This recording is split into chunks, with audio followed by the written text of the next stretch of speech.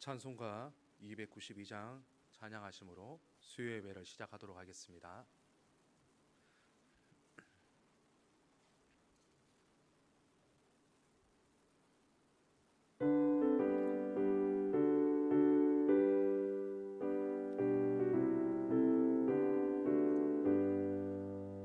주 없이 살 수 없네 죄인의 구주여, 그 귀한 보배 피로 날 구속하소서.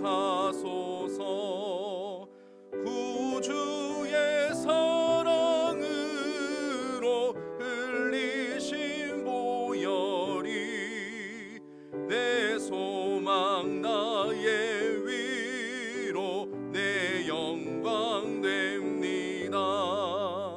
주 없이 살 수 없네 나 혼자 못 서리. 힘없고 부족하며 지혜도 없도다.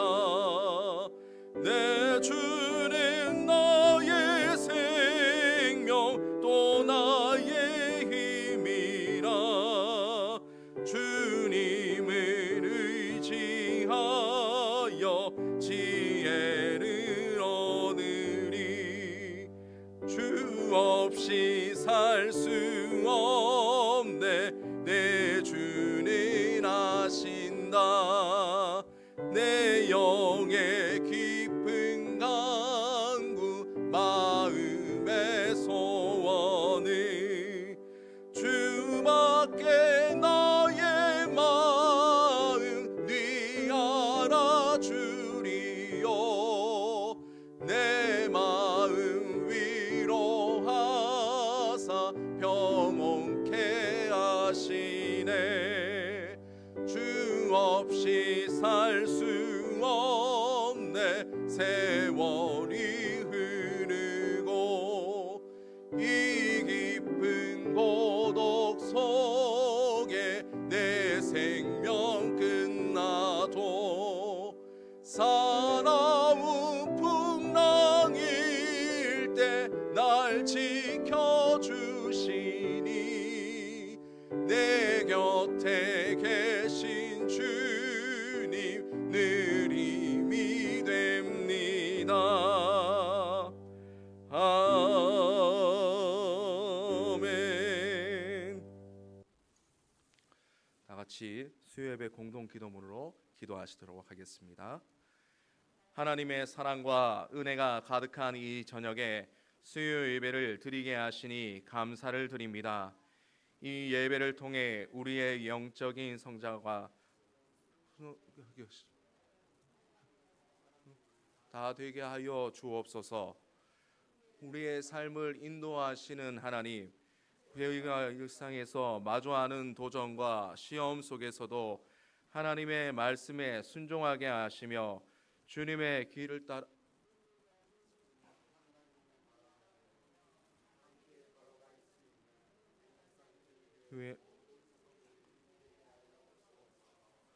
교회의 주인 되시고 교회를 사랑하시는 하나님, 교회의 주인이 삼위일체 하나님이심을 고백하게 하시고 성도들의 삶이 복되게 하시며 서로의 아픔을 함께 위로하게 하는 아름다운 믿음의 공동체가 되게 하소서.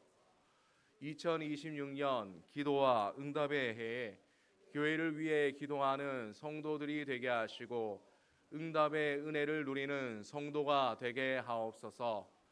특히 성도의 믿음을 붙들어 주시고 모든 성도들이 겸손하게 맡은 사명 잘 감당하게 하여 주옵소서.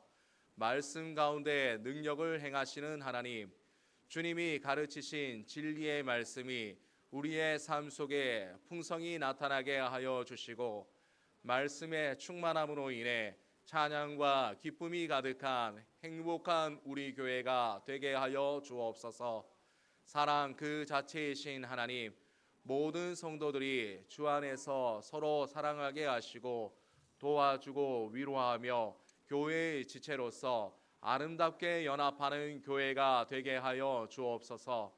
서로를 격려하고 사랑하는 모습을 통해 더욱 따뜻한 교회가 되게 하시고 하나님 사랑과 이웃 사랑의 실천을 통해 우리 교회가 이 땅에 찬 빛과 참 소망이 되게 하여 주옵소서. 예배의 주인 되시는 하나님, 이 시간 저희가 드리는 기도와 찬양이 하나님을 향한 진실된 고백이 되게 하여 주시고 주시는 말씀에 더욱 귀 기울이게 하여 주옵소서. 하나님의 뜻을 이 땅 위에서 실천하는 예배자의 삶을 살아가게 하여 주옵소서. 주의 종을 통해 말씀을 선포하게 하시는 하나님, 이 시간 하나님의 말씀을 전하시는 목사님께 성령의 능력을 더하여 주시고 하나님의 말씀이 선포될 때 우리 모두가 아멘으로 화답하게 하여 주옵소서. 선포된 말씀을 통해서 천국의 소망을 품게 하여 주옵소서. 우리의 마음과 뜻과 힘을 다해 모든 영광과 존귀와 찬양을 하나님께 올려드리오며 이 모든 말씀 예수님의 이름으로 기도드립니다. 아멘.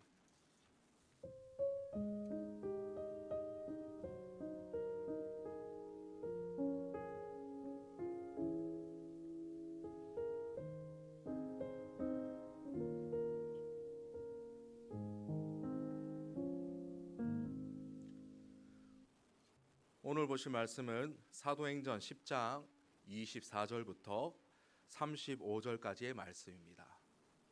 사도행전 10장 24절부터 35절까지 말씀입니다.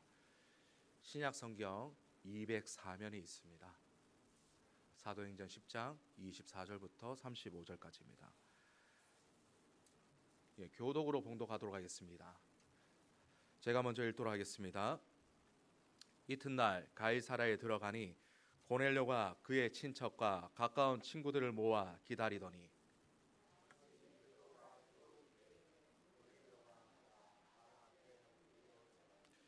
베드로가 일으켜 이르되 일어서라 나도 사람이라 하고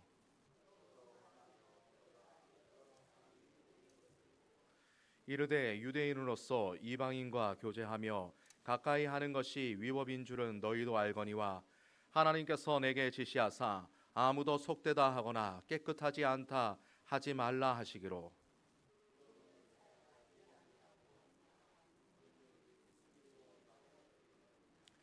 고넬료가 이르되 내가 나흘 전 이맘때까지 내 집에서 제9시 기도를 하는데 갑자기 한 사람이 빛난 옷을 입고 내 앞에 서서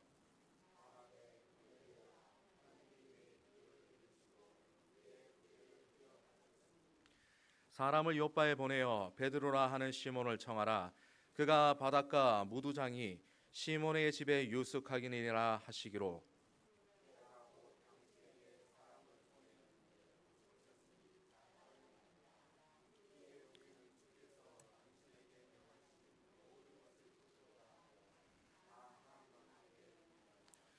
베드로가 입을 열어 말하되 내가 참으로 하나님은 사람의 외모를 보지 아니하시고 각 나라 중 하나님을 경외하며 의를 행하는 사람은 다 받으시는 줄 깨달았도다. 아멘. 반갑습니다. 자, 우리 다 같이 옆 사람과 인사하도록 하겠습니다. 잘 오셨습니다. 예, 그 다음에 또 한 번 더 인사할까요?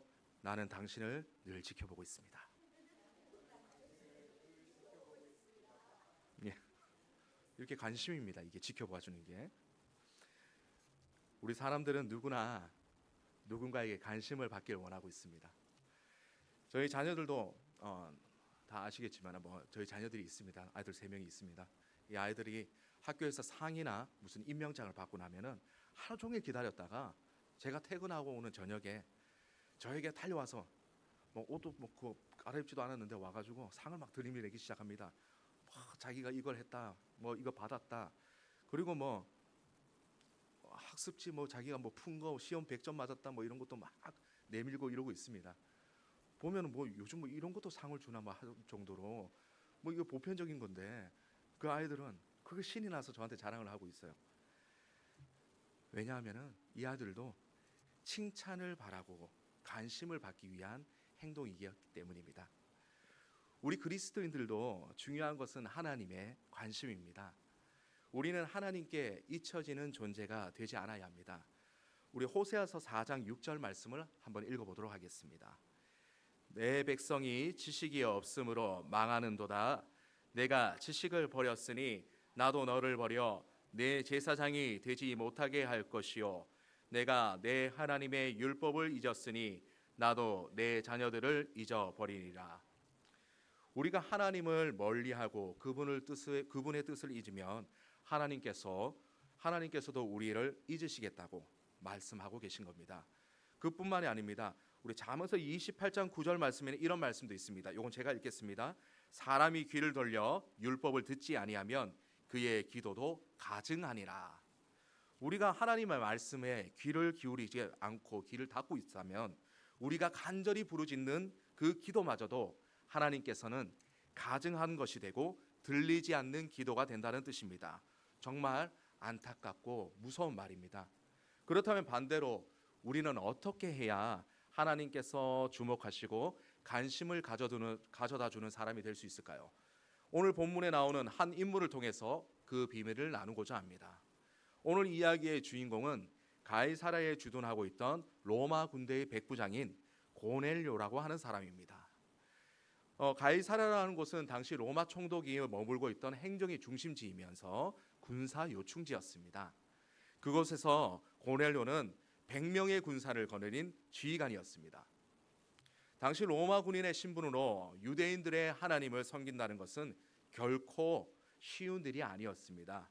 그런데 성경은 그를 이렇게 기록하고 있습니다. 우리 다 같이 사도행전 10장 2절 말씀을 한번 읽어보도록 하겠습니다. 그가 경건하여 온 지방과 더불어 하나님을 경외하며 백성을 많이 구제하고 하나님께 항상 기도하더니. 자, 어느 날 오후에 고넬료가 평소처럼 기도를 하고 있었습니다. 그런데 환상 중에 하나님의 천사가 나타났어요. 그리고 이렇게 말했습니다. 고넬료야, 내 기도와 구제가 하나님 앞에 상달되어 기억하신 바 되었으니 지금 사람을 요바에 보내어 베드로라고 하는 시몬을 청하라 라고 말씀했습니다. 고넬료는 즉시 순종해서 사람을 보냈습니다. 그 시각 요바에 있던 베드로는 옥상에서 기도하던 중에 또한 환상을 보게 됩니다. 하늘에서 큰 그릇이 내려오는데 그 안에는 유대인의 율법으로 절대 먹지 못하는 부정한 짐승들이 가득했습니다. 하늘에서 베드로야 일어나서 잡아먹어라 하는 소리가 들립니다. 베드로는 주여 그럴 수 없습니다. 저는 속되고 깨끗하지 않은 것을 먹어본 적이 한 번도 없습니다. 그렇게 하면서 거부합니다. 그러자 두 번째 소리가 들립니다. 하나님이 깨끗하게 하신 것을 네가 속되다 하지 말라. 이런 일이 3번이나 반복된 후에 환상이 끝이 났습니다. 베드로가 이게 무슨 뜻인지 고민하고 있는데 고넬료가 보낸 이방인들이 문을 두드립니다. 성령님께서는 베드로에게 의심하지 말고 함께 가라라고 말씀하셨고, 유대인이었던 베드로는 율법의 장벽을 넘어서 이방인이었던 그들을 영접하고 다음 날 가이사랴로 향합니다. 가이사랴에 도착해 보니 고넬료는 이미 일가족과 가까운 친구들 다 모아놓고 베드로를 기다리고 있어요. 베드로가 복음을 전하자 그곳에 모인 모든 이방인들에게 성령님께서 임하셨고 그들은 구원을 받았습니다. 이 놀라운 이방인의 구원의 역사는 어떻게 시작된 걸까요? 바로 고넬료라고 하는 한 사람이 하나님의 관심을 끌었기 때문입니다. 그렇다면 고넬료는 어떠한 모습이 하나님의 관심을 그토록 강하게 이끌었을까요? 하나님의 관심을 끄는 사람이 되려면 첫 번째로는 하나님의 관심은 어디에 있는가에 집중하는 삶이 되어야 됩니다. 우리가 하나님의 관심을 끌려면 먼저 어디에 관심을 두고 계시는지 그분의 마음을 잘 알아야 됩니다. 하나님의 관심은 언제나 성경에 담겨 있습니다. 그래서 하나님은 이스라엘의 왕들을 세우실 때마다 평생의 율법책을 옆에 두고 읽으며 하나님의 뜻을 배우라라고 하셨습니다. 지금도 미국의 대통령들이 취임할 때 성경책 위에 손을 얹고 선서하는 그 전통이 바로 여기에서 유래된 것입니다. 내 생각대로 나라를 구하는 것이 아니라 하나님의 뜻을 구하며 나라를 다스리겠다는 뜻입니다. 성경 말씀을 보면은 하나님께서 왕들을 평가하는 기준은 단 한 가지였습니다. 그가 하나님의 뜻에 어떻게 반응했는가라고 하는 것입니다. 다윗과 아사 왕은 하나님 보시기에 정직하게 행했다 해서 칭찬을 받습니다. 하지만 여호와긴 왕은 하나님 눈앞에서 악을 행했다고 책망을 받습니다. 그렇다면 오늘 우리가 살아가는 저와 여러분을 향한 하나님의 가장 큰 관심은 무엇일까요? 역대하 16장 9절 말씀을 다 같이 한번 읽어보도록 하겠습니다. 여호와의 눈은 온 땅을 두루 감찰하사 전심으로 자기에게 향하는 자들을 위하여 능력을 베푸시나니 이 일은 왕이 망령되이 행하였은즉 이후부터는 왕에게 전쟁이 있으리이다 하매. 하나님의 눈은 지금도 전심으로 하나님을 향하는 사람, 진심으로 하나님의 뜻을 구하는 그 한 사람을 찾고 계십니다. 예수님께서도 구하라, 찾으라, 문을 두드리라라고 말씀하셨습니다. 그 말씀의 핵심은 간절하게 전심으로 하나님을 찾으라는 것입니다. 우리의 삶 속에서 온전하고 간절하게 하나님을 찾고 그분의 뜻을 구하며 행동할 때 우리가 하나님의 관심을 받는 사람이 된다는 사실을 늘 기억하시길 바랍니다. 자, 두 번째로 우리 하나님의 관심을 끄는 사람이 되려면, 두 번째는 하나님의 관심을 끌려면 기도와 구제가 일치하는 삶이 되어야 한다는 것입니다. 그렇다면 구체적으로 어떻게 살아야 하나님의 관심을 끌 수 있을까요? 고넬료를 향해서 하나님은 이렇게 말씀하셨습니다. 내 기도와 구제가 하나님 앞에 상달되어 기억하신 바 되었다. 고넬료의 신앙은 기도와 삶이 일치하는 신앙이었습니다. 그는 골방에서 기도만 한 것이 아니라 기도한 대로 삶의 현장에 나아가서 사랑을 베풀었습니다. 당시 로마 군인들의 보수는 정말 그렇게 넉넉하진 않았습니다. 고넬료도 먹고 살기에는 조금은 좀 빠듯한 형편이었습니다. 그러나 그는 자기를 위해서 그 급여를 쌓아놓지 않고 자기보다 더욱더 어렵고 소외된 이웃들에게 전심으로 손을 내밀었습니다. 하나님의 관심을 끄는 것은 거창하고 위대한 것이 아닙니다. 세상을 뒤흔들 만한 대단한 업적도 아닙니다. 마태복음 10장 42절에 예수님이 말씀하셨습니다. 제가 한번 읽어보겠습니다. 누구든지 제자의 이름으로 이 작은 자 중 하나에게 냉수 한 그릇이라도 주는 자는 내가 진실로 너희에게 이르노니 그 사람이 결탄코 상을 잃지 아니하리라. 아멘. 우리가 작은 자 하나에게 베푸는 작은 친절, 주님을 사랑하는 마음으로 행해지는 그 순수한 행동 하나가 하나님의 눈길을 사로잡는 것입니다. 이 사실을 기억하면서 이웃을 돌아보고 작은 도움의 손길을 내미는 삶, 연약한 자들에게 관심을 가지고 기도할 수 있는 복된 하나님의 사람이 다 되시기를 주님의 이름으로 축원합니다. 자, 하나님의 관심을 끄는 사람이 되려면 어떻게 돼야 될까요? 세 번째는 하나님이 기뻐하는 순전한 믿음의 삶을 살아야 한다는 것입니다. 자, 고넬료는 사람들에게 보이려고 신앙생활을 한 것이 아니었습니다. 그는 진실된 삶으로 하나님을 경외했고 무엇보다도 하나님 말씀 앞에서는 철저히 겸손했습니다. 베드로가 자기 집에 도착했을 때 자신은 로마의 고위 장교였습니다. 그런데 식민지 백성에 불과한 베드로 앞에 엎드려서 절하면서 이렇게 고백합니다. 오늘 본문 33절 하반부 말씀인데 제가 한번 읽어보겠습니다. 이제 우리는 주께서 당신에게 명하신 모든 것을 듣고자 하여 다 하나님 앞에 있나이다. 자, 이 겸손과 순종이 하나님의 마음을 감동시켰습니다.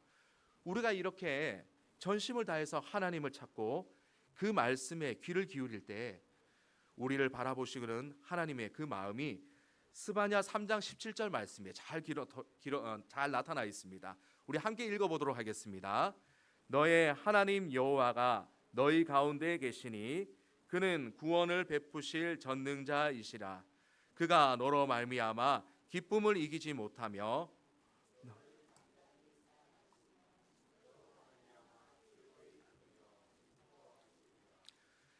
아멘. 우리가 하나님을 간절히 찾으면 그때 하나님께서는 우리를 보시며 기쁨을 이기지 못해 하신다라고 이야기하고 있습니다.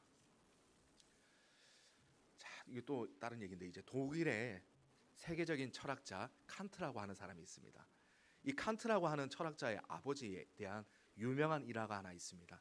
이 칸트의 아버지가 고향으로 가기 위해서 말을 타고 막 가고 있었습니다. 깊은 산길을 막 가고 있었습니다. 이 깊은 산길을 나올 때 이야기에 항상 나오는 게 있습니다. 뭡니까? 산적입니다. 이 또 강도들이 또 나타나요. 또 이게 가고 있는데 강도가 막 나타나서 야 가진 거 다 내놔. 그러니까 뭐 돈 그다음에 귀중품들 뭐 시계 뭐 이런 거 다 주고 말도 다 뺏겼어요. 강도 두목이 막 험하게 또 물어봅니다. 더 가진 거 있어? 그러니까 칸트는 뭐 벌벌 떠면 아버지는 덜덜 떠면서 말하죠. 아니요, 저 없습니다. 더 이상 없습니다. 이게 가진 게 전부 다입니다. 그러니까 이제 강도들은 그럼 가봐. 이래서 이제 보내줍니다. 이제 목숨만 살린 것만 해도 얼마나 다행입니까? 또 그래서 이제 감사하게 또 내려가고 있어요. 터덜터덜 내려가고 있습니다. 이제 자기는 빈 털터리에다가 말도 없이 그냥 터벅터벅 내려가고 있는 거예요, 산길을. 자, 그런데 갑자기 내려가고 있는 도중에 아버지의 바지 주머니 안쪽에 뭔가 만져집니다. 열어보니까 금덩어리가 하나 있는 거예요. 이야, 내가 이 금덩어리가 내가 숨겨놨던 게 기억이 난 거예요. 아, 이게 있었네. 순간 마음이 이제 갈등이 있습니다. 이야, 내가 이제 이 금으로 내가 다시 말도 사고 좀 그 생필품도 사가지고 다시 고향으로 내려가야 되겠구나라고 하는 생각과 내가 아까 그 강도들한테 거짓말을 했구나라고 하는 생각이 부딪힙니다. 그래서 어떻게 행동했을까요? 그는 고민 끝에 발길을 돌려서 강도들에게 다시 막 걸어갑니다. 걸어 올라갔습니다. 그러니까 이제 강도들 또 소굴까지 갔어요. 또 이제 강도를 만납니다. 그러니까 강도들은 어떻게 했어요? 깜짝 놀라겠죠. 이 사람이 왜 또 왔어? 다 뺏겼는데 신고하러 왔나? 뭐 이런 식으로 이제 생각을 했겠죠. 그러면서 이제 금덩어리 막 내밉니다. 저 아까는 내가 너무 무섭고 경황이 없어가지고 내가 다 가진 거 다 내놨다고 했는데 보니까 내가 금덩어리가 있었습니다. 거짓말한 걸 회개합니다. 이건 마저 가져가십시오. 이 강도가 충격을 받았죠. 뭐지? 이 사람은 세상에 이런 바보 같은 사람이 있나? 이제 무섭기까지 합니다. 그 순전한 양심 앞에 강도들은 정말 알 수 없는 그런 두려움을 느끼게 되는 거예요. 결국은 그들은 빼앗았던 돈과 말까지 모두 다 돌려줍니다. 오히려 아버지 앞에 무릎을 꿇고 우리를 위해 기도해 주십시오라고 고백했다고 합니다. 여러분, 세상의 눈으로 보면은 이렇게 사는 사람은 다 바보같이 보입니다. 늘 손해나 보는 사람처럼 느껴집니다. 그러나 하나님을 섬기는 일과 그분의 뜻을 따르는 일들은 세상의 방법이 아니라 오직 하나님의 방법으로 해야만 하는 것입니다. 이 세상에서 내가 주님의 이름 때문에 손해를 보고 주님의 말씀대로 살다가 바보 소리를 듣는다는 것은 하나님께서 그것들을 하나도 빠짐없이 기억하시고 반드시 갚아주십니다. 우리가 사람의 생각과 요령을 도움해서 신앙생활을 번지르하게 한다고 하나님께서는 기뻐하지 않습니다. 구약 성경을 보면은 하나님은 돌로 제단을 쌓을 때 다듬지 않은 자연적인 그대로의 돌을 쌓으라고 하셨습니다. 인간의 기술과 인위적인 모습으로 꾸미지 말라는 의미입니다. 하나님은 오늘 우리에게서 화려한 외모나 대단한 능력을 바라보고 계신 건 아닙니다. 꾸미지 않는 그런 진실함과 깨끗함과 그리고 하나님을 향한 순전한 마음을 기뻐하십니다. 사랑하는 우리 동울산 제일교회 성도 여러분, 고넬료처럼 골방에서의 간절한 기도와 삶의 현장에서의 진실한 사랑이 일치하는 삶을 사시길 바랍니다. 작은 자 하나를 예수님 대하듯이 하고 손해를 보더라도 하나님의 말씀대로 순전하게 그냥 걸어가십시오. 그래야 해서 하나님의 말씀대로 하나님의 눈길이 항상 머무는 사람이 되기를 원합니다. 하나님의 관심을 이끄는 사람이 되기를 원합니다. 하나님의 기쁨이 되는 복된 인생이 다 되시기를 주님의 이름으로 간절히 축복합니다. 다 같이 기도하시겠습니다. 사랑과 은혜가 풍성하신 하나님 아버지, 오늘 귀한 수요 예배로 주님 앞에 나와 예배 드릴 수 있도록 인도해 주신 은혜에 감사를 드립니다. 오늘 주신 말씀처럼 하나님 앞에 순전한 모습으로 나아가는 우리 모두가 되게 하여 주시옵소서. 낮은 모습으로 예수님을 섬기듯 섬기는 삶을 살아가게 하여 주시옵시고, 하나님의 방법대로 살아가는 우리 모두가 되게 하여 주시옵소서. 우리가 기도하는 기도와 내 삶과 일치하는 삶을 살아갈 수 있도록 담대한 용기와 지혜를 허락해 주시옵소서. 우리 출타 중인 목사님과 그 가정과도 함께하여 주시옵시고, 쉼을 통하여 힘을 얻어서 2026년도 남은 사역들을 주님의 계획과 인도하심에 따라 잘 감당하게 하여 주시옵소서. 모든 것 주님께 맡깁니다. 주님 홀로 영광 받아 주시옵소서. 이 모든 말씀을 살아계신 예수님의 이름으로 기도합니다. 아멘. 우리 다 같이 찬송가 430장 찬송 부르도록 하겠습니다.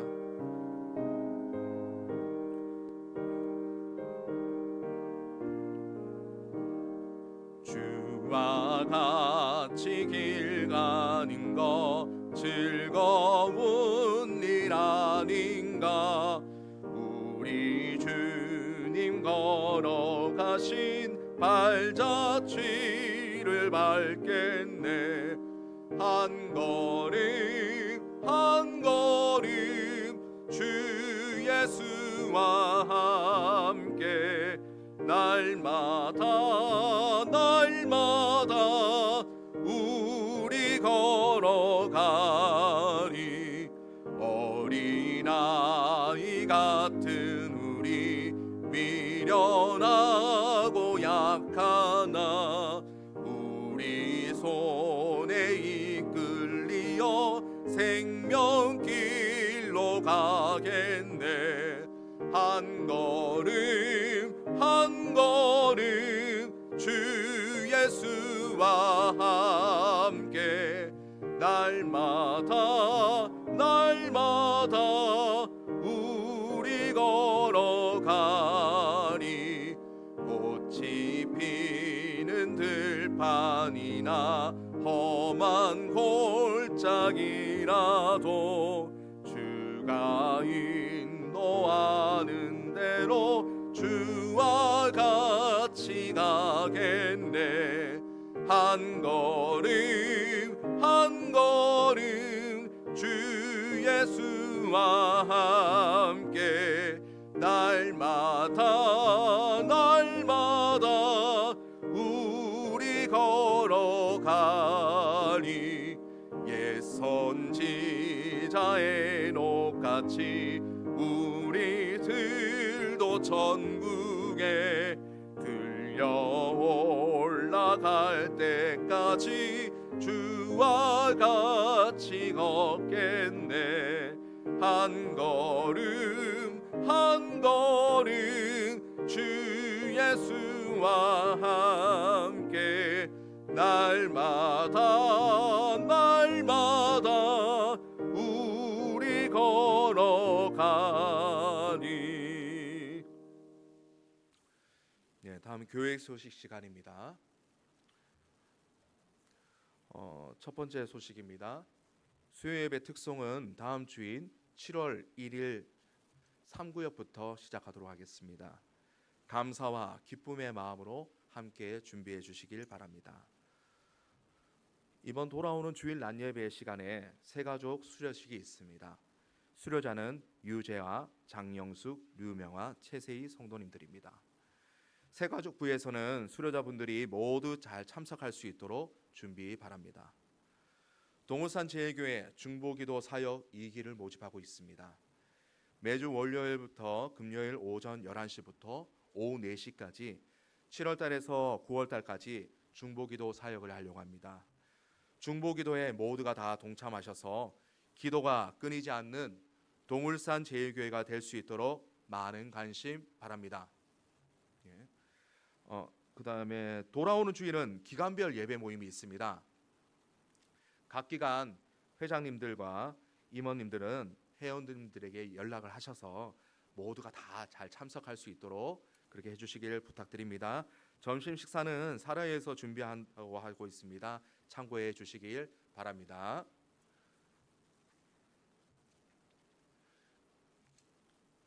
다 같이 주기도문 하심으로 예배 마치도록 하겠습니다.